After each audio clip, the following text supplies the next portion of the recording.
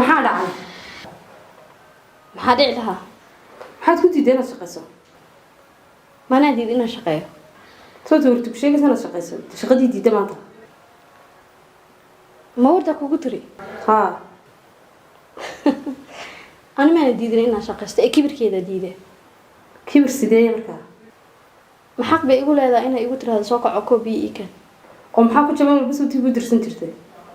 way ku jaban tahay ana iyada uma shaqeeyo guriga u shaqeeyaa ma istiwa siira bedeshaayaan intii hooyo maqnaa noloshoo dhan ha isbedeshay